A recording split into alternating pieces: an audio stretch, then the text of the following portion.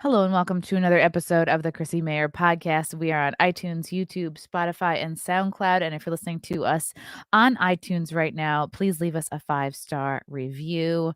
Very excited about a bunch of stand-up dates coming up this Saturday, December 11th. I'll be at TIFF's in Morris Plains, New Jersey, with the comedians of the Compound, also known as the Dojo of Comedy, there in Morris Plains, New Jersey. Then December 12th, I'm heading to Hartford to headline the Hartford Funny Bone. And then December 13th, I'll be in Arkansas headlining the Little Rock Looney Bin. Then heading back to Texas with Anthony Cumia and Aaron Berg.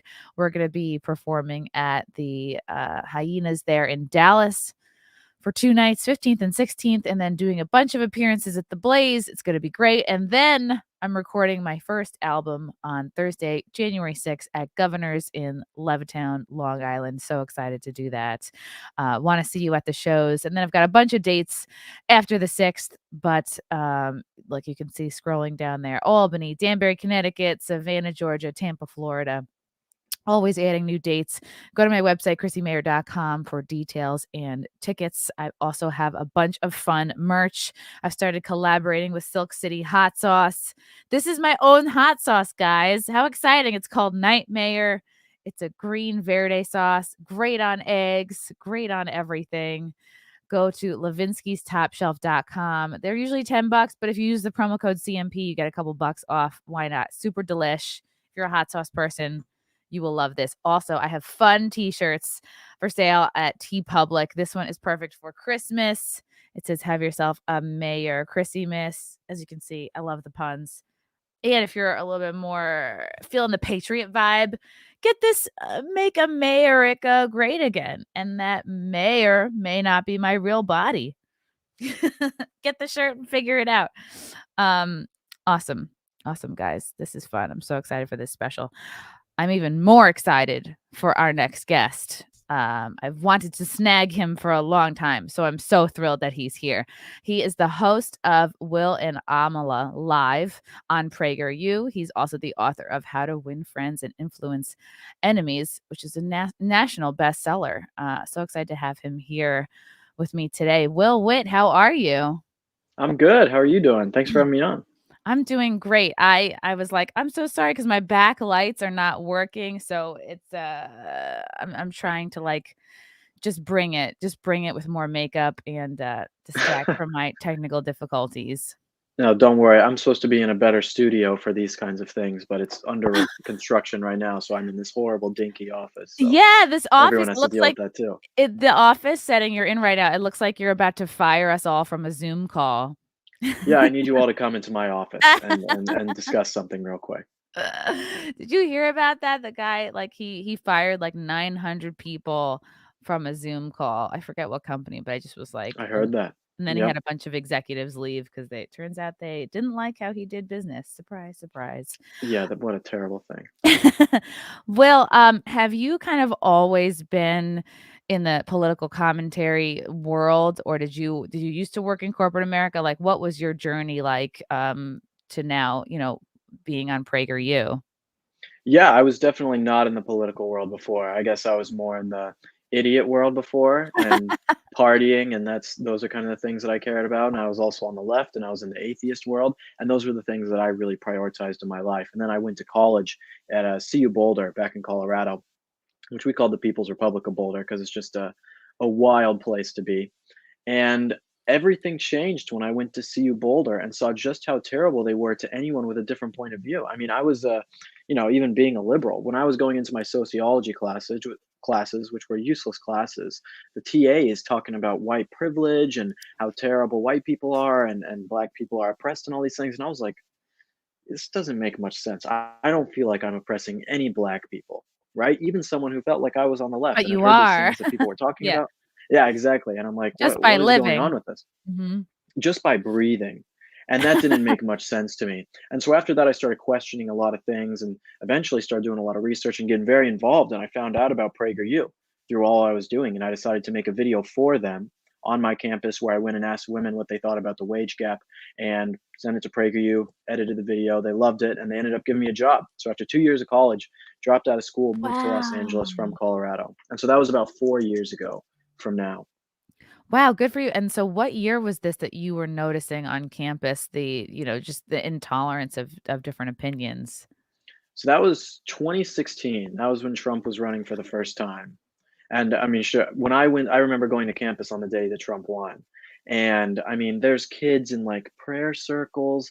They're holding their arms together. They're wearing their pink feminist hats. They're crying. And I'm walking Wow. around. I have my MAGA hat on. I'm like, what are you You guys were doing? walking around with a Like, MAGA hat the day after Trump got elected? of course, Ah. of course. You got to hold your ground up to these people. Did anybody approach you? Did anybody talk shit? Oh yeah, definitely. Yeah, that is my life usually, is Mhm. people coming and saying horrible things to me everywhere I go. So, um, that's just par for the course of being someone who stands up for things they believe in. Wow, that's really neat, and I'm sure you weren't planning to not finish college. What were you going for? Like, what was your degree gonna be? Yeah, I was an English major, and so I wanted to be a music journalist actually. So music is kind of my thing. So I wanted to write about music and everything like that. Um, Obviously that didn't happen. I mean, you I probably wanted can to write. still do that. Yeah, I still do it a little bit, like, in my free time. Music is still, like, my biggest passion. I do a lot of research and playlists and all sorts of things like that, but not so much in the I wanted to work for Rolling Stone, and now you see some of the things Oh. Rolling Stone is publicizing, and you're like, "Wow, I dodged a bullet there." It's almost like yeah, I feel the same way, like, when I was in college, I interned at NBC, and it was my dream to be Uh-huh. I had 2 internships there because I really wanted to be a reporter. I interned at Dateline, then I was like, "Ugh, this is horrible, this is so boring." Then I interned at Conan when he was still in New York, and then I was like, "Oh, wow, like, I don't know what I'm gonna do in comedy, but I know that this is my scene, these are my people." And even after that, I was like, oh, so badly wanted to work at NBC, wanted to get a page job, which pays like nothing. And it's like Mhm. one of the worst jobs. But again, I was like 21. What did I know? Right. And I didn't get it, even though I was so like prepared. Like I gave tours on my college campus. I was like Little Miss College, like giving tours, like Little Miss Fairfield. And I had the 2 Mhm. internships, and I was crushed when I didn't get that NBC page job. And now I look at mainstream media and I'm like, oh, like thank God I didn't get that job because I could have very easily been put into a system where I wouldn't have had the freedom to think the thoughts that you know, and had my mind changed over the past, like, I guess, 8 years or so. I would have been kind of, like, in the system, I guess. Yeah. It's definitely tough to know when something like that happens because I think there is a lot of degree of that conservatives and people, or at least people who love freedom, need to get into those kinds of places. Like if you want to change NBC, we got to get people who are in NBC to go and change it. So I, it's hard to say what could have happened there while you were there. You might have actually taken down the whole company. Who knows? Oh, But wow. you Yeah. know, Maybe I so could have been sexually harassed and messed some things up. yeah, exactly. I mean, that seems to be happening at a lot of these mainstream places. So I it remember wouldn't be being surprising. right out of college, and I had a interview to be somebody's assistant at Fox. I think that person was named Sherry. God, I should really look it up. But I didn't I remember being like, oh, like, not wanting to tell anybody I was interviewing at Fox. It's just, Uh-huh. you get you're so, sponge-like when you're in your 20s, especially when you're in college, and I just feel like so many college kids are being taken advantage of, and there's so much pressure just from friends. Like, if all of your friends have a pussy hat and are meeting in a prayer circle the day after Trump wins, like, what are you gonna not do that? Exactly. The pressures of all these things are way more important than actually what you believe in. Like you got your babysitter has an Obama bumper sticker. It's like, why does she have that? Does she know anything about Obama? Does she know anything about the Democrats? No, she doesn't. But all her friends are doing, and it's cool. This is the cool thing to do. It is the cool thing to go and cry after they think our country has been taken over by a dictator. Did you, in your sort of conflicts with other, kids on you're not kids, like young people on campus, did you feel, like, compelled to debate people to ask them why they felt the way they did? Or did you feel more like, I will stand my ground, I'll wear my Trump hat, but I don't really wanna engage with anybody? No, I was very big on engagement. So the reason why I made that first video for PragerU is because every day I would go out on my campus and I would just debate kids. And I would skip all my classes just to set up a table and go and debate kids. Right. So that's Really? what that's what I Oh, used to wow. do. Yeah, so I got pretty good at being able to talk to people. That's why I wrote my book as well, because of giving other people the tools on how to have these conversations actually with people, because I've done it so much. But it would be funny because my professors would walk by and they'd see me, and I was skipping the class that they just came out of because I was here talking to kids about abortion or socialism or whatever it was. So there was always an awkwardness there. But You're I like, love doing it. oops. Yeah. Sorry. I think that we have to engage with the other side and show them how expose what they are doing. That's what I was doing when I was going out there and talking to all these people. I was exposing them. Yeah, and good for you. That's a real skill. Um, because it's even something like I've done man on the street interviews and I'll like go up to people and even years ago, you're like trying to sell comedy tickets or give out like I will go up to people, but it's really a skill to be able to debate your points because it's so like how do you handle emotions? I'm sure that's just a big part of it because Mhm. nobody wants to be told that they're wrong. Nobody of course wants to be told like, yeah, you kind of have the wrong friends or you might be brainwashed or your parents might not be the most like well researched. So how do Mhm. you approach like, how do you address the kind of emotional angle of debate? I tweeted about this last night. I think that every conservative in America needs to read Saul Alinsky's Rule for Radicals, because the rules that he has in there essentially are the left's playbook on how they have been able to take control in a charismatic way. I think that some of the major things that I put in my book, especially with the title, is logic and humor. That's like the undertitle, taking on liberal arguments with logic and humor. Humor is something that Alinsky talks about as well. That if you can make these people laugh or you can expose them through humor, it is so important. It is so absolutely important because they know that people can come together when you can be humorous together, right? When you can be humorous with someone, then you have a very good chance of changing their minds. I think there was an example in the book where he was talking about, having black people go to like a show and having them fart loudly, and then the white people on the upper crowd is like hearing them, and it's like, yeah, that's something that's very humorous and weird and everyone's laughing at fart jokes, but it proves a point because you're almost saying like these white people are racist for calling out these black people who are farting, right? It's like you can do political things in a way that involves humor to really prove your point. It is the number one like unifying thing. Yeah, it is so important, and it's a way for you can a way that you can gently change somebody's mind because we don't have control over what we laugh at. It's involuntary. We've all laughed at like jokes that are inappropriate that we shouldn't be laughing at. Like we've all, laughed at something that made fun of a group you're not supposed to make fun of. Hmm. And that's how I kind of became sort of politically activated because I saw, I was like, wow, if free speech is harmed, then we really can't approach comedy the same way. And even comedy has been harmed already, but I just feel like there's a few of us kind of speaking out, and then we get called like racist or homophobic or like women haters or whatever, all the bad words, and it's just like, Hmm. and it's so hypocritical because everyone. You know what I mean? Like tons of people laugh at white people every day. You know what I mean? It's like, okay, Right. some groups are okay to laugh at and some groups aren't. So it is important to use laughter to change people's Yeah. minds because it's a less kind of preachy way. And it's like if you're already laughing, you're already, kind of loosened up. Yeah. You see, that's how you know that you've won. That's how you know that if these people have to resort to calling you a racist or a woman hater or white supremacist or sexist, any of these different things, that means that you have won. You should be proud of the fact that they are saying that about us. Anyone who's listening to this right now, you should be proud of the fact that people are coming and saying that to you, because what that means is that they do not have an argument to battle the things that you are actually saying. When they say something, all you have to do is ask, why? Why? Why is that true? And then they won't be able to give you an answer, and then they call you a racist, right? So if they do that, you need to be proud of the fact that they say that. Don't try and be coy away from people calling you those things. It's almost like a badge of honor in a way that you have defeated what they have tried to tell you. I love that you see it that way. It is hard though. It's like I'm way better at it now. I have a much thicker skin, but like a couple years ago, like it used to really hurt to be called like a racist or like whatever, a transphobe. Like I remember a couple of years ago, this is when I hosted a show at the Stonewall Inn, which is a LGBT landmark in New York City and I think also nationally. And I made this tweet where there was a parrot, like, you know how parrots can like say things? It was a parrot just like barking.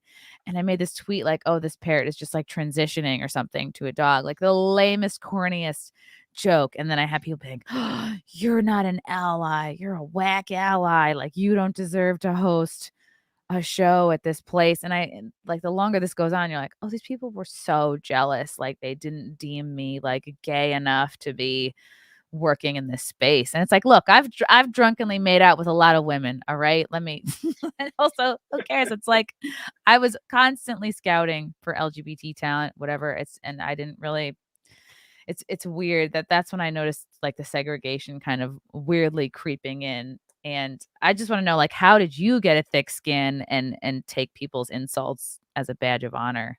Yeah. I will just say one thing to what you're just saying. Marxism as a whole, I mean, all these rules for radicals and all these types of things, they work on community standards by destroying the individual, and they do that through deceit. And so, if you do not have total compliance of a person or a community group or anything like that to come and say you have to think exactly the certain way, then you are a pariah, and they will excommunicate you from it. That is their plan. That is why they do that. That's why you can agree with 99% of everything they say, and then as soon as you disagree with one little thing or make one little joke, you're done. I think I got the thick skin. It's hard to say. I remember when I first started at PragerU and started making these videos. This is when no one knew who I was, and I made this video about feminism and men and women and about traditional gender roles, right? And it was something that I might have gone a little too far for what some of the conservatives were saying at the time, but I really believed it, so I put it out, and I just got absolutely thrashed. I mean, Witt canceled on Twitter, all these kinds of things. People just trying to absolutely destroy me for what I was saying. And after I've had a few of those, I've had that with that video. I had it with a video I did on European mass migration, a Boy Scout video where I've had my old high school teachers come after me. I mean, all sorts of things. I've just gotten so used to it, I guess, at a point that it's like, what else are you going to do? Mhm. People are going to continue to say vile and horrible things. And at one point, it's like, okay, I was very worried about what people were going to think about me. I cared more about being funny, and I cared more about getting invited to, the parties of the old school conservatives or the people who were very like the New York Times people. I wanted them to invite me to their parties, essentially that's what I wanted. And now I'm like, I don't need those people to speak the truth and to do the things that I do. I am much less worried about what those people think and much more worried about the people who actually appreciate the things that I am saying when I am being honest with the world. And so being able to do those things and speak my mind like that is has really turned off the haters in a way that it's like nothing you say can affect me. You can't affect me with those kinds of things because they are blatantly false. And if these are things that I believe and they're ordained by God, if it's biblical word that I'm speaking to people, then there's really nothing you can do. It's interesting that, like when you first started out, you kind of looked to the more maybe establishment GOP folks for like maybe a source of validation or like, oh, they consider me to be in, I'm good now. Like this is the way to connect connections and moving up in the world and like being recognized. And it almost seems like so many content creators and just political commentators in this space are able to kind of sidestep the establishment and make a dent. And really it's like you've created like such a large following just on people who love you and kind of trust your take on things, that it's like you don't really need these bigger people, these more important people, I guess we would think. Or it's just like, right, their authority, their forms of authority. It's like over the years it seems like you're like, well, I have my fans, and it's kind of a nice freedom. I'm sure it feels like good to not need that validation. Yeah, I mean, that's exactly right. I mean, and these people who are so many of these people who are Republican leadership or whatever you want to call it are incredibly weak. I mean, just I think it was last week there were these congressmen. I believe Mitch McConnell was one of them. They're outside on the Capitol steps. They have masks on outside, and they're holding up trans flags, right? And it's like, For okay, real? yeah. And I'm Oh, like, okay, even no. I'm like, even let's say even if this wasn't virtue signaling, okay, and you actually cared about trans people, what does holding up a trans flag outside of the Capitol steps actually do for trans people? You're not doing anything. First of all. Second of all, All I mean, optics. this It's you are like yeah. it's all optics, and you're not doing this for your base. Obviously, you're doing this so that the New York Times and the Washington Post will write good things about you, so that your fellow Democrats in Congress who want to destroy this country will say better things about you. But these people who you are trying to win affection from despise you, their way of life, the things that they want to accomplish in this country are totally uh, incongruent with our values. So them going out and doing those kind of things just shows their weakness. And so me as someone who says, I'm not going to be a sellout to these people, I'm going to continue to say what I'm going to say, is what gives people like me and the people who are outside the establishment that sort of audience where people are like, we demand, we don't just want, we demand authenticity because it has been stolen from us for so long. Can you remember the first time that you saw something from the GOP that made you go like, "Oh, that doesn't really represent me," or like, "Oh, this is superficial," or like they're not making moves on behalf of the people? Yeah, I mean, it started immediately once I started getting into politics. And when I was getting into politics, again, it was when Trump was running for office, and so he was no coward when it came to calling out his own or calling people out on his own side, right? And so, but what I noticed, I mean, when 2016 came around, and Republicans had the House, the Senate, and the presidency, and don't even think about getting abortion outlawed. They couldn't even get Planned Parenthood defunded, right? This is something that they couldn't do. We couldn't do Hmm. anything about big tech censorship, about election integrity. I mean, there are a lot of problems. So much of this because the leadership is just weak. They don't want to do these things. They want to play it safe. You know who's not playing it safe? Ron DeSantis isn't playing it safe. He is a trailblazer. He's a rebel rouser, and he is a rabble rouser, and he is going out and causing a scene and doing all the right things. But most people don't have the balls like him to go and do that. But he's an example of what others should be like. He's been very inspiring. It seems like he has taking risks and like just big picture thinking. Do you think that Trump just wasn't the hero we all thought he would be, or do you think, well, the people around him kind of stifled him and kept him from keeping his promises? Like, how do you feel about that? Yeah, there's definitely a mixed bag there. I know that some people in the, again, old school type of conservative libertarian types will say, he didn't do anything, he didn't do anything. Well, let's look at this case happening right now with Mississippi and Roe v. Wade, right?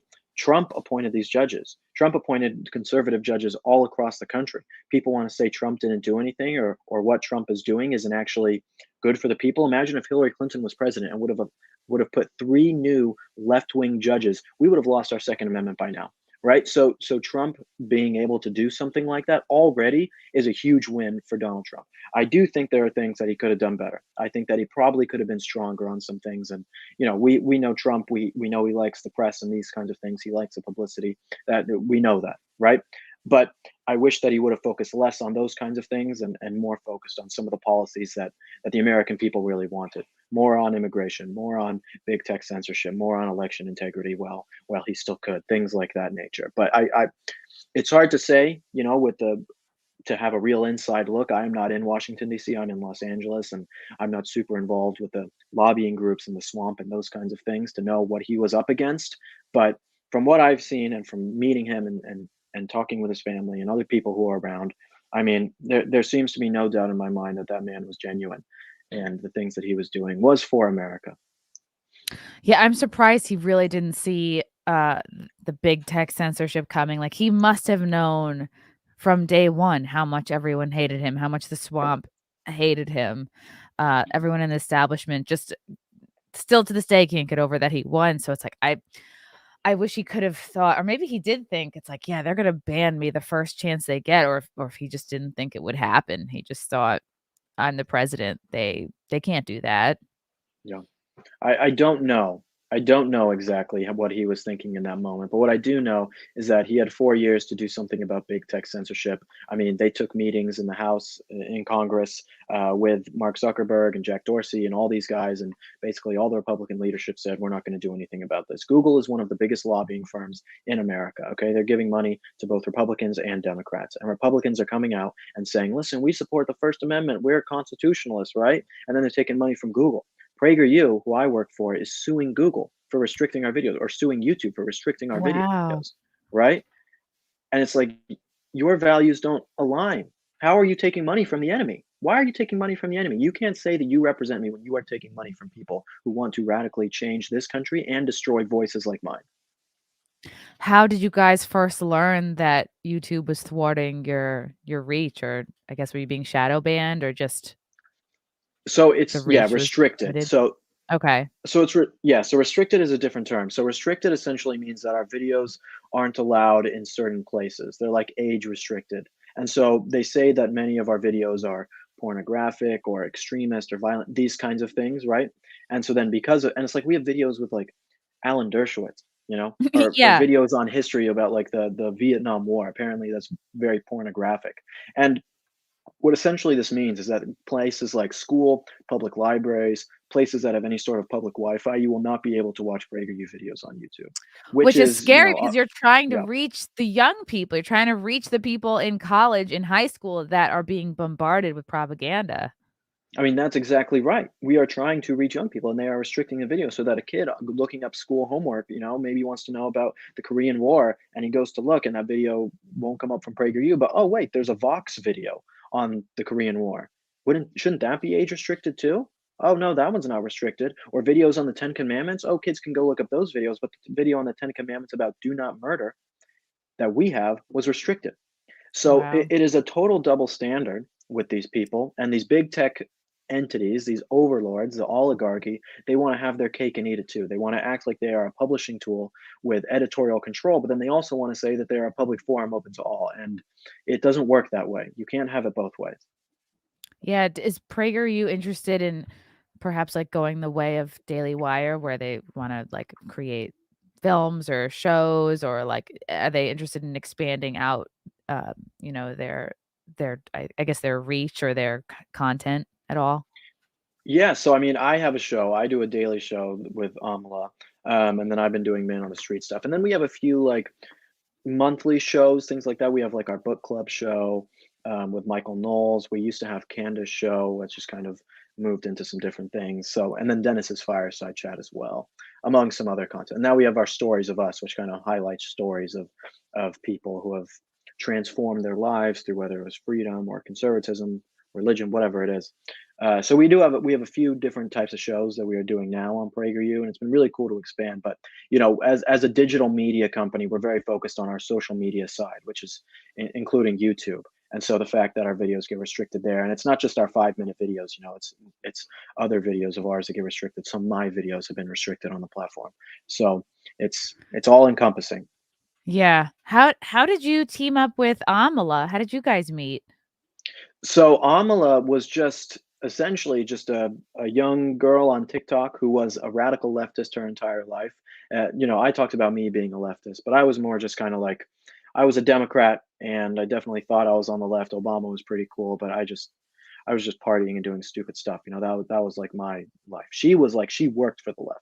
Her mom worked for an organization that was funded by George Soros back in Florida called For real? What? Organized Florida. If you look at her arm, she has a tattoo that says it's like a BLM fist on her arm, right?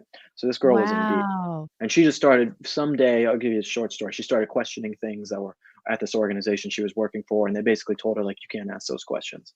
And so she ended up quitting and she did a bunch of research, on her own and eventually ended up going on TikTok and making conservative videos there. And then PragerU found her and brought her out for a test filming and she came out, did a test filming with us. It was actually funny. The first video that she ever came and did, this was about 6 months ago. She hasn't been here all that long, 6 or 7 months ago. Wow, that's And the it. first Huh. video we had her do with me was something that our producer Taylor he made up. It was like reading conservative pickup lines to each other. If you know anything about Amala, she's very giggly and she's not like the most how do I put this? She's When not she a just thought. She's like a conservative babe. Like, to me, it seems like she's right, not, she's not thirsty. right, exactly. And She's not she's trying to get the the D. right, exactly. And so the point of it is like they was not supposed to laugh. Whoever was saying the joke was not supposed to laugh. I don't laugh. If someone tells me not to laugh, I will never laugh. Okay, Wow, you have such that's just restraint. This sounds like a challenge. it is. It is. Well, you can work on your jokes, and we'll see if you can Okay. do something. But I remain Okay, very good. stoic. But I might just laugh, feeling bad for you too, because I don't want this is your own show. Oh I my would feel god, a horrible pity laugh. if I didn't do that. Alright. But we did it, and she laughed the whole time, and I didn't laugh while we were doing this video, and she ended up thinking it was really bad, and she was really nervous. And then, but I went and told the upper management. I was like, she was great. This was really good, even though she was a little nervous. And we ended up giving her a job. And then a couple months after she started working here, we started doing some show stuff and just really just experimenting, just throwing whatever against the wall and seeing if something worked. And it worked. And it was really great that we had great chemistry and charisma together, and our show just kind of took off from there. And so now we've been doing the show daily, every day at 2:30 Pacific on the PragerU YouTube and Facebook. Wow, that's amazing. I'm gonna pull up a little bit because I love this set here. I love that you're. Thank you. And where are you guys both based out of LA then? Is PragerU based out of LA? We are. Yeah, we're over here in Los Angeles. I live over in Hollywood. Good for you for holding it down over there. I'm gonna play a little bit of this. You back on the show today. I just want to thank you for that first and foremost. This is beautiful. A lot of Yeah, happy to be here. Okay, great. Now, a lot of Americans are concerned about the Omicron variant, particularly Americans. That are you like the she's more serious and you're kind of like you keep it light? Is that your dynamic? It's a difference. Basically, if you come She, like, you can hear me here. I'm doing a Dr. Fauci impression. You know, You are. Yeah. Omicron variant or whatever else you got to be tested. Okay, gotcha. And See, this there's is my not Dr. a Fauci right concern there. from me necessarily, as I work at CNN. I don't know why I would truly ask you this, but there are mutters here of illegal immigrants coming across the southern border of the United States. Are they going to have to be tested? Could you repeat the question? Sure. I Are love your illegal Fauci. immigrants coming across our southern Yeah, so border? we start going to every have one to of our episodes with a skit based on a story that we are going to talk about. Oh, that's great. Yeah. See, it's exactly that. Getting people through laughter. And you guys are so lovable. The undocumented migrants. Sorry, you broke up for 1 second. I didn't Oh, I said actually you hear guys you. are so lovable. Like you're Oh, just thank you. That's really nice of you. you both look like you could still be in college and this is like, I don't know. It's just Can you explain how it's even Well, that's like why with, I grew the beard. oh yeah, to seem older. Yeah, exactly. Oh, that's But awesome. yeah, so we just have a great dynamic together. It's been really successful, and we're really excited to see, how much it goes. So the reason why I'm not in that studio, which I would usually be filming this, is because we're actually setting it up new in a room over here in our new office. So hopefully by the next time I come on the show, we'll have a new studio set up. Okay, great. So you guys are holding it down in Los Angeles. I'm sure your friends are bombarding you with suggestions of where else you should move to. Are you like a Los Angeles lifer? No, you said you went to school in Colorado. Uh-huh. You're from Colorado? Yeah, I'm from Colorado. Okay. So then when you got picked up to Prager, they said come down to LA. Basically, yeah. So I had to leave, and I didn't really know what I was getting into. When I left college, I had no money, no friends, no any. I just came out here not knowing anything. Yeah, it was either And there was PragerU or OnlyFans, and Yeah, exactly. made the right choice. Yeah. Well, you can do them both, right? True. That's so it's the same true. thing. But I moved out to Los Angeles, and it was a culture shock for sure. And now there's a lot of things I actually love about Los Angeles. I don't want to say it's all bad. I love how it feels like the entire world is here. It is a very culture centric place, like where everyone comes, and there's a lot of food and entertainment and people and things like that, which is so cool. I really do love that about LA. The weather's nice, it's beautiful everywhere outside.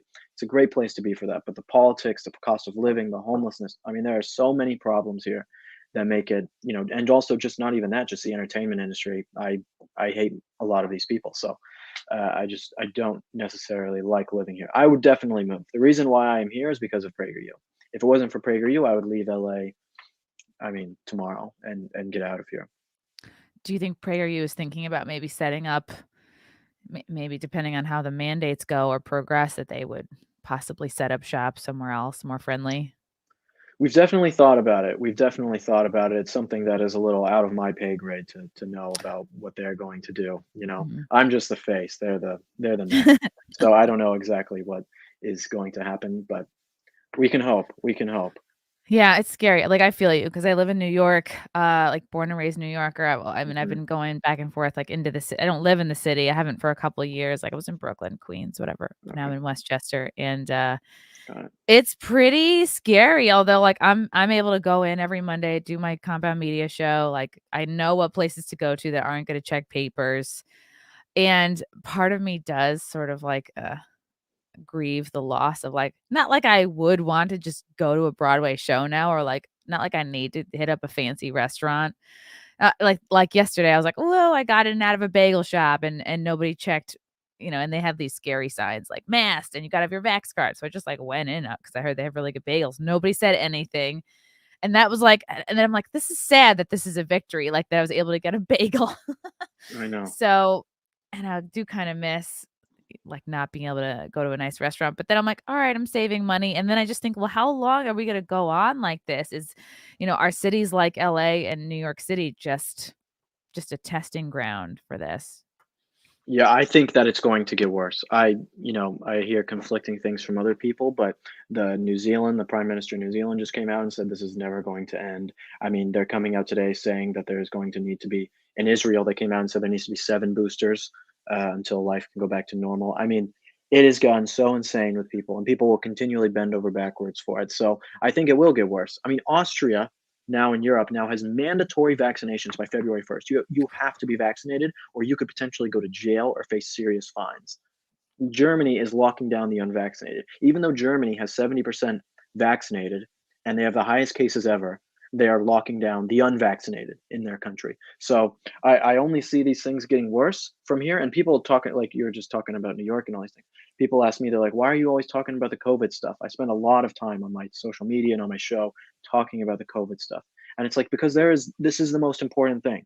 This authoritarianism that we are seeing, it has happened before, and this is the most important thing that we have to talk about and do not comply and not complying, having no compliance with people who want to inflict tyrannical agendas onto me. I will not let them. I will not let these people do it. It is scary because there's so many people who don't realize that is what this is about. Like, I was just talking to my boyfriend earlier, and he was like tweeting at this girl. She does movie reviews. Her name's Grace Randolph. Like, she has a big following, very like well known in this sort of like geek sphere, and he like commented, she tweeted out like, you guys got to get vaccinated. It's free. It saves lives. Just like classic plug for the jab. And he was like, actually, I know more people who've been injured and died from it than who have actually died from COVID. And she just wrote back like, that's bullshit. And we were talking about it. He's like, wow, like I just can't believe this sort of public figure would say something so definitive like that on my real lived experience. And I'm just like, I think with so many people, and especially if they have a big following, it's like they just complied. They got the vax. They were lucky not to be injured from it. They were lucky not to know anyone who died from it or miscarried from it, like we know. And it's just, especially someone like her who makes a good living, lives in a nice apartment. Her life has been pretty much unchanged the last 2 years, like especially almost like functioning like an elite would. Like, hey, well, I have money for private security. I have money to live in a doorman building. I've been able to live my life basically, unrestricted this whole time. And it's to them, it doesn't seem like tyrannical. It doesn't seem like authoritarian to them because they're just like, oh, I just went along with it and nothing happened to me. So to them, it is no big deal. And to them, they can say, why don't you just do it? What's wrong with you? And I feel like there is a certain type of lefty, especially in cities like New York and LA, there's a certain type of like elitist lefty that they just love to look down on others. They love to feel superior. Especially if you're living in the city, you can justify like, I live in a shoebox, but I'm around the culture. And I'm just noticing that same attitude when it comes to the vaccine. And I just, not that it's this like battle of wrong and right. Again, get it if you want, but it does bother me that people who haven't been affected by it yet, or maybe never, they don't see this for what it is, which is a power grab, which is about control. It's not just about like, do you put weird things in your body or not? Are we arguing, is this a real vaccine or not? And I think we waste so much time in those arguments instead of seeing. So it's like, how do we work to show people like what this really is? Yeah, I think I was reading Alex Berenson. I'm not sure if you're familiar with who Oh, he is. yeah. He had these little like pamphlet books about COVID. I bought one from Amazon. I haven't read it yet. Yeah, But I he's will. great. He's great, but he has a Substack. I subscribe to his Substack, and he was talking about like this exact thing the other day. And he said that when you are talking to people about the pandemic and the vaccine, and you don't need to get into all the nitty gritty of the 1 in 27 young men are having myocarditis from the vaccine, or even all the numbers and all that kind of stuff. We need to ask people and say, if the vaccines work, why is this still happening, right? And talk to them about this and just get into a basic conversation with people and understand that. And when it comes to people saying, well, it's the new variant, and it's caused by the unvaccinated. You have essentially with a flu shot, okay? A flu shot is different every single year because it's a different strain of the flu. Saying that you are going to take the original booster, like Dr. Fauci is telling you, take the original booster for the vaccines is like taking a flu shot for a strain of the flu from 3 years ago. Okay? That is essentially what they are doing here with all of this. It is total control. But like the great Andrew Breitbart said, I mean, politics is downstream from culture. And with all of those people, like you're talking about, that movie review geek girl, and all these people in Hollywood who just say, do it, you idiots, and you just need to do it. And if you don't, you're a bad They get person. angry about it. They get so angry. They get so upset. That's how you know that they're wrong, because they get so angry. And that's why you know they're only doing it for their moral justification, because they get angry Or because for they this can't moral feel justification. Yeah. yeah, and they can't feel moral about it, right? If someone comes in and exposes, it's like if you have a little kid and they do something that they think is really great, and then the parent comes in and tells them that, oh, you shouldn't actually be doing that. The little kid gets mad. He gets mad at the parent. He's like, no, I can do this. I can do this. And it's like the same with these Hollywood celebrities and these elitists in Washington and all these places, because they get upset when these things happen because they think they're on this moral pedestal. And then when you come and expose them, they don't want to let that go.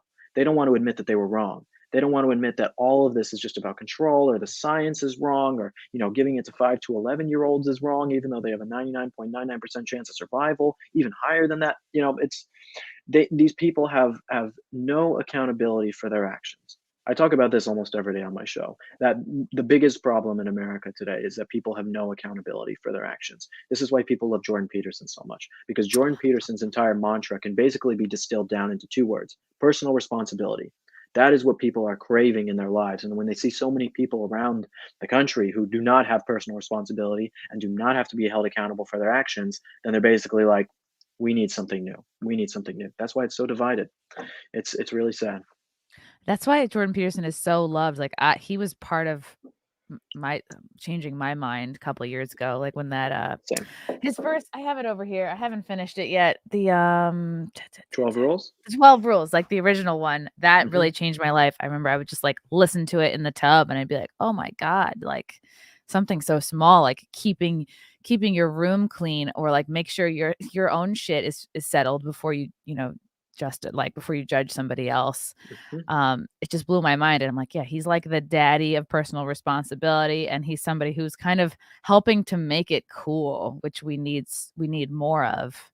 And just that switch, it's like working hard and taking responsibility for your life is actually the way to true lasting happiness, not just buying shit and like owning someone on Twitter, although Right. occasionally that's fun. Yeah. Well, Jordan Peterson takes a lot from Nietzsche, which is my favorite philosopher, about, like the will to power. If you guys are familiar with that at all, essentially it's like how you can become powerful over yourself, self-overcoming. And all of those things kind of work together to make you into this Ubermensch, as Nietzsche calls it, which is like the Superman essentially. And you do that by getting away from the herd, getting away from the other people who will let you have these bad actions and this immorality, and they'll justify it by saying, well, it's okay because everyone else is doing it. You are escaping from that, and you are having personal responsibility, and you are living as an individual instead of as a collective of a society. That is Marxism. Marxism, cultural Marxism, postmodernism, all these things want you to act as just another cog in a machine. Another cog in a machine that if you fell out, they could replace you with someone else. Being that individual, becoming that Ubermensch, that higher man, is what we strive to do. And if you have no personal responsibility and you can't take accountability for the things that you do wrong, then you will never be that person. You will be a mediocre person your entire life.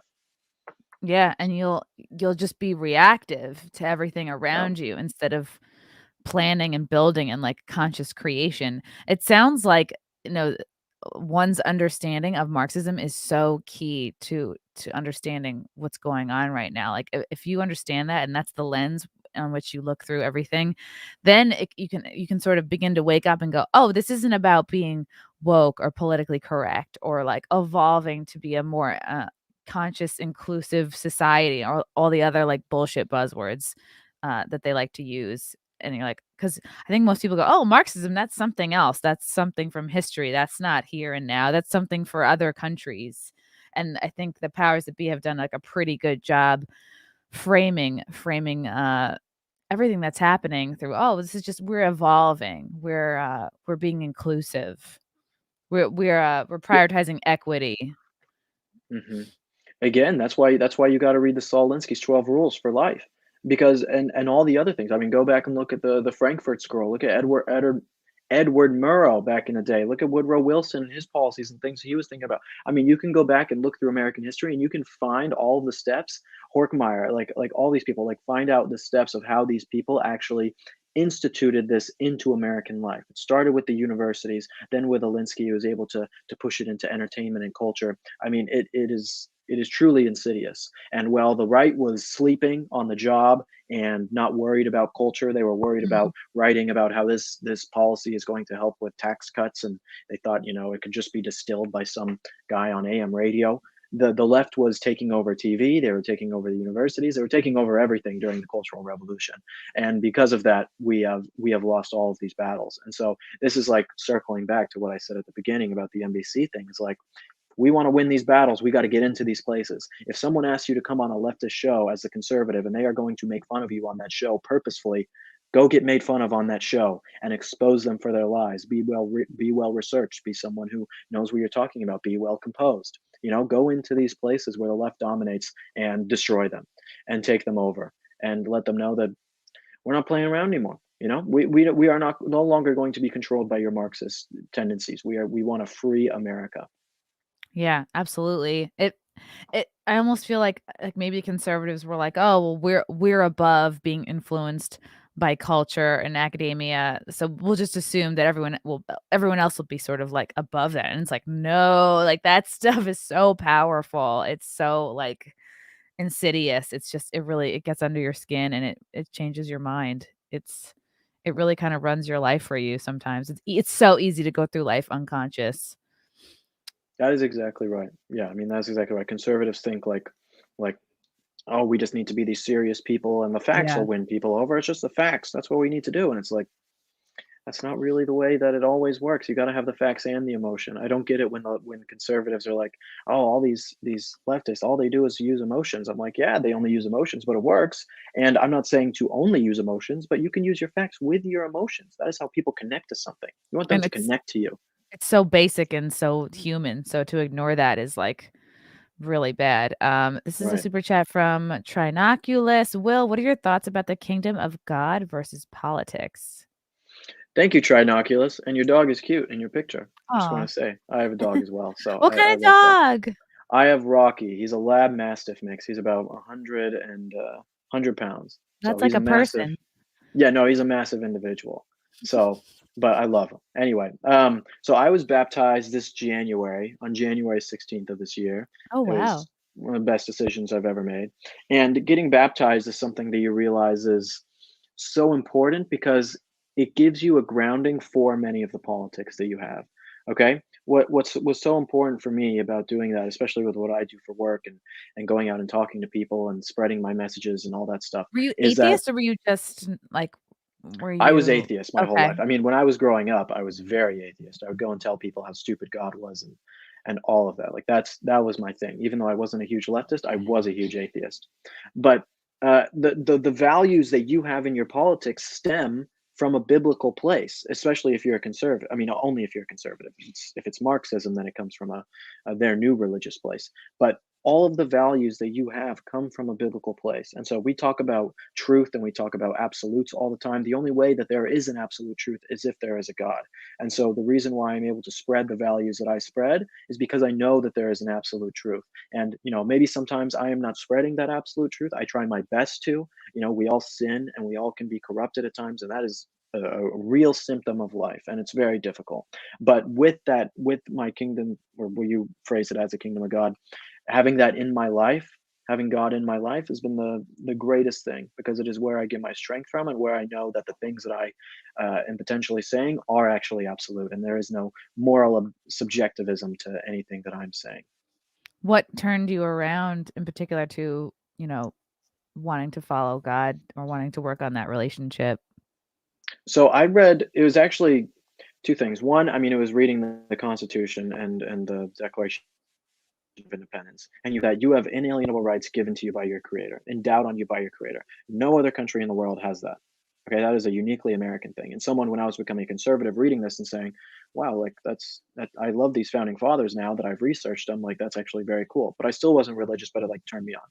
And then when the pandemic started, I was like, all right, you know what? I'm going to read the Bible. I'm going to stop screwing around and just read it. And so I read the four Gospels, Matthew, Mark, Luke, and John. And I read those, and I said, listen, if what is in here is true, because now I have read it. Now I have no excuses. Have you read the whole thing? No, I read the four Gospels. Okay. I read the four Gospels. That's the most important. Yeah, that was my thing. I want to read it too. I've just been like delaying it because it's so long. Yeah, I know. Read the four Gospels. That's where I would start. I mean, I would read the four Gospels, and then you could also read the first 5 books of the Old Testament as well. Those would be my recommendations. But I read the four Gospels, and I said, okay, if this is true, that Jesus really died for my sins and gave his life for this, then I have no other choice but to give my life to him. I either have the choice to give my life to him because I have read it and I have experienced it and I believe it, or I reject it and I do not believe it. And so because of that, I decided it was true, and I gave my life to Christ after that. Wow, that's a different kind of a story than usually what I hear from people. It's either like I was, raised this way, Christian parents, or someone has like a rock bottom experience in their life, or some kind of like trauma, tragedy, like some kind of a like car accident or near death, or spouse leaves them. So that's pretty cool. I really like that story. Thank you. Yeah, there was no rock bottom moment, or like, I woke up with the needle in my arm and then I knew I had to, covered in dollar bills and peanut butter. Exactly. Yeah. And there was nothing like that. It's just I feel like that with most things. Like when I read something or I'm watching something, or this was just on a grander scale. You either watch something and you believe it and you live by it because that is the truth, or you do not. And that is kind of just if anyone knows me personally, I am a very 100 or 0 person. I'm either very on with something or very off with something. That's just, I'm stubborn, and that's how all or nothing. Are you a Virgo? Yeah. Wow, I am a Virgo. Yeah, I was right. Woo! I don't really believe in any of that stuff, but that's maybe such a it's Virgo true. thing to say. No, I say that Is with it? everybody. You do that with everybody? Okay, fine. I'm actually very surprised you could guess that. I try to guess people's sign, and it feels good to be right. No, my dad's a Virgo, and he's very like all or nothing, my way or the highway. Okay, But he's yeah, also got it. German, so there's a lot going on there too. Okay, I have some German. I'm a little bit German. Cool. So, yeah. We have a message from Ireland. Ireland is 93% vaxxed, and we need a vax pass to get into the gym. Yeah, and they also have some of the highest cases right now. They've I think their cases went up. I think I posted about this on my Twitter and my Instagram. I'm trying to remember the exact number, but I think it was like cases were up 271%, I believe, in Ireland, even with 93% vaccinated, the highest cases they have ever seen. So, I mean, for people to come out and say that you have to have this vax for it to work and for it to protect you and all this, I mean, it is not true. I mean, it is not true. I mean, all these vaccines and the masks even and everything else is not even approved by the FDA. I mean, these are EUAs, emergency use. Emergency use authorization. Yeah, exactly. Swinging along. Yeah. Right, exactly. So like all these things, if they really worked the way they were supposed to, then they would be approved by the FDA. But even on the National Institute of Health's own website, you can find studies on there that show that masks do not actually protect you unless it's an N95. On the box itself, it said that at one point, like when you buy certain masks, it would say. And I know. Fauci at the begining. Well, we've all seen those clips of Fauci at the beginning being like, I wouldn't recommend a mask. Save him for the nurse. No mask. I don't need a mask. Yeah, exactly. George Habib has a question. Thanks for the super chat. How confident are you in the new generation of Trump-ish candidates taking back the House? Are you concerned some might be planted, i.e. Stovall? I don't know who Stovall is. So Stovall is a guy from Arizona. The guy who just got exposed by Project Veritas. I believe it was yesterday when it came out. So I would definitely recommend everyone to check that out. But yes, I am a little bit worried. I'm concerned about some of them because I think that just like, the MAGA movement when it started in 2016, and that was when I got into politics, I latched onto the MAGA movement, okay? And because the MAGA movement, just like for the people who are in the UK with the Brexit movement and the people in Hungary when they were having their right-wing populist movement, that was even the Hungary movement. 2015. People take over. Say that again? I was making a joke that it was called like the hungry Oh. movement. It's just people that want to Yeah. eat more. That's terrible. Yeah, no, I'm always a part of that movement. So Yeah. no, this is the Hungary movement with their leadership. But the MAGA movement now has become somewhat corporatized, where people have said, I can profit off this. I can profit off being a MAGA guy, and I'm going to say America first and all that. And you're still the same old hat career politician guy, loser, who is going to sell out this country as soon as you can. So just because someone who are the says, biggest examples of that right now that you feel like are the kind of the most egregious or the most obvious?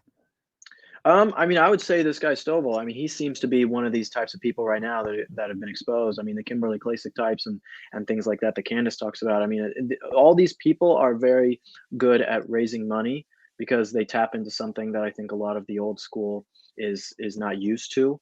You know, they say, "Oh, I need to I'm this new candidate, and then I'm gonna really take it back this time," and then they end up, you know, the money goes to themselves or paying off people who did them favors, things like that. So just because you say that you are America first or say that you want to make America great again does not mean that you have to. So it takes the voter actually doing the digging and finding out about these people. Okay, we all can be a little bit of a James O'Keefe and a Project Veritas when it comes to someone running in our state, in our local office, for president, whatever it is, and saying, all right, we need to make sure that this person is good because we can't afford another Congress full of Mitch McConnells and all these other guys. We need more Paul Gosars. That's what we really need. More Paul Gosars, Marjorie Taylor Greens. True. Okay. This is from Quid Pro Quo. Just because Kyle was just on the Blaze this past couple days ago, is PragerU gonna have Kyle Rittenhouse on anytime soon?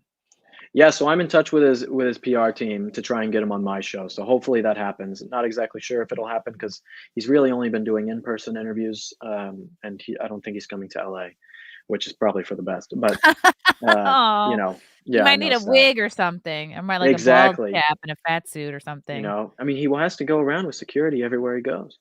You know, poor Button. I'm hoping that like as he over the next few years, like when his face matures a little bit more, that he'll look a little different and he won't be so like noticeably baby faced. But yeah, exactly. But yeah, people were giving him a ton of shit for going on the Blaze. Like, how dare he?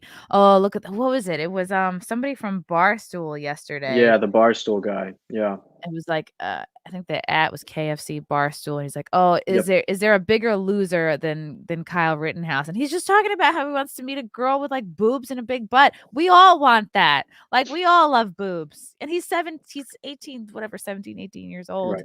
Do you think this is a bad idea? I mean, clearly you're trying to get him on your show, but I personally don't think. I mean, he's let him be normal. And if part of being normal is kind of like going on these shows where he looks like a regular person and he can sort of start to destigmatize what people, I mean, I guess the people that want to think of him as racist are not going to watch him on the Blaze or on your show. Right. Right. But do you think it's unwise for him or should he be like laying real low? No, I do not think those kind of things are unwise. I think that as a voice for people, I think that it is wise that he goes on there. I think it's wise that he talks about the right things. But what would be unwise is if, you know, and I can talk about this from experience, is partying. He needs to, I'm sure that now with a lot of people knowing him and that comes girls, that comes drinking, that comes all these kind of things. You got to, because these people, the left isn't going to watch his show and say, oh, I'm listening to his political thoughts. They're going to say he's a racist. They're not going to listen to a show and say, oh, here's what he thinks about, you know, LeBron. They're going to say, here's what he did when he was out drunk the other night. You know, it's like those are the things that they're going to do. So as someone who is in a place where he can be so easily ridiculed, that is the advice that I can give. As someone who has experienced that firsthand, I mean, that is what you really have to do. Did you have to be that responsible person. Did you kind of get shit for like being seen out partying or something like that? Like, no, just that there's, you know, those kind of situations can lead into things that are like, you know, you're going to do something stupid. More you're going to do fame. something dumb. You know, exactly. And once that happens and it's like, you know, and he's in a much higher profile position than any of us, you know, I mean, he's like one of the most famous people in America right now. He can't go anywhere without someone knowing him. And so the level of scrutiny that will be placed on him, that it's like one mistake that he makes like that would be terrible, you know, and it's not for America. It's not for conservatism for him to do that. It's for him, you know, it's for him. It would be wise for him to do that, you know, and that's really tough. Yeah, and he said they're gonna melt down the gun that he had, and I'm thinking like, Yeah. you could auction that off. Like somebody would pay for that. Like some dude would Yeah, I just like know, right? have it in their living room next to like a stuffed polar bear or something. Yeah, exactly. But yeah, he has to be, I think, very careful. Like I wasn't politically one way or the other when I was that age, but even if he is, I think he has to be so careful not to let on if he is more on the right or more conservative, because they're already painting him that way. They're already Right. painting him as some kind of like MAGA mascot. Exactly. So poor kid. I hope it sounds like he's surrounded by good people. I hope so too. And he's at the age where you want to drink. So I know. I know. I know. he's gonna He's have to got be on the gotta O'Doul's be plan for a while. Yeah, exactly. People are saying in the chat, "Oh, people have been saying to me for a while to get Candace on the podcast." Did she start out with PragerU and now she's at Daily Wire? Or did she kind of always do both? She was kind of doing her own thing. Then she did some stuff with PragerU and did her show on here, and now she's with the Daily Wire. Yeah. I remember I watched like a clip of her and Nicole Arbor, and she just was like, she went on her so hard. I feel like she's somebody you don't want to get on her bad side because she'll just like make you cry. But Yeah, yeah, it's not the best. Luckily, Candace and I are good friends. yeah, So I think, you know what? I think she's not like anybody is like perfect. I think she makes an impact because she has like an aggressive debate style, and she holds people to account, and she, you know, yeah, she holds people to exactly. what they say. I like Exactly. her. She's a I like fire starter. I Yeah. like that too. She has spunk. Yeah, spunk is good. As you will. Yay. Oh, I forgot to do my read. Guys, I don't know, Will, do you struggle with anxiety? I sure do. Here it comes. Oh no, it's gone. I can talk about it anyway. Cushy Dreams, guys. Go to cushydreams.com and use promo code CMP to get 20% off. Cushy Dreams specialize in high quality CBD products. They do pre-rolls in tins, and they also have these are the pre-rolls. They also have bud just in tins if you like to smoke out of like a glass elephant or something. I don't know. You can enjoy all the health benefits of CBD without getting high. Join the men and women who are sick of gummies and vapes and want to smoke their CBD. They have different indica sativa blends like relax, create, dream, hustle. So whatever you're feeling, Cushy Dreams has your back. Go to cushydreams.com. That's KUSHY dreams.com. Use promo code CMP in the checkout to get 20% off. Woo! Will, let's see. Let me put your book up again because I know I'm gonna buy it.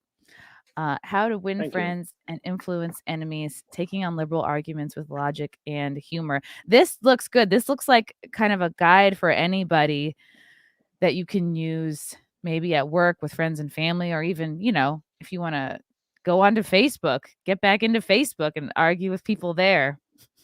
That is exactly right. It is 17 different chapters, each one on a different political or cultural topic that you can have the tools and persuasion tactics where you can change people's minds. That is what it's really about. I didn't want to just make a book that said the left sucks. I want to say the left Mhm. sucks and here's how you can change it. That's true. That's true. Like practical solutions. Exactly. Exactly. Yeah. And that we can't avoid, like, you're not somebody who avoids these conversations or these debates because like you have to not be, you know, afraid of conflict. You just kind of have to embrace all of this because that's how we ultimately, you know, all come together. And you can't be afraid to talk to somebody with a different opinion. Exactly. Will, where can people follow you? Where can they catch your shows? I know PragerU is on YouTube, but you can also subscribe to PragerU. Yeah, PragerU.com for any of my stuff, and then at the Will Witt is all my social media. So that's LinkedIn, Snapchat, you know, all the big ones like that. But also Instagram, Twitter, things that too. Are you on TikTok? I am. I don't really post too much on TikTok, but I'm on there. So You're on there. unfortunately. Yeah. The more places you can show that great head of hair, the better. That's Exactly. No, as many places as possible need to be blessed. Thank you, chat, for your comments and questions. Everybody, pick up his book, How to Win Friends and Influence Enemies. Follow Will Witt at the Will Witt on all platforms. Check out his videos for PragerU. You've done quite a bit, so it's very impressive. Thank you. And who needs college, right? You don't. You don't need it. No, you Well, don't. not always, but Not now. It's kind of, it was I feel like I was tricked. Like, what? Okay. I have a communications degree. Big deal. What am I doing with it? Well, I guess I'm communicating now. You're communicating. All right. That's Well, good. I'm doing it. Thank you so much for coming on. It was great to meet you. We'll talk again soon. Until next time, guys. Bye.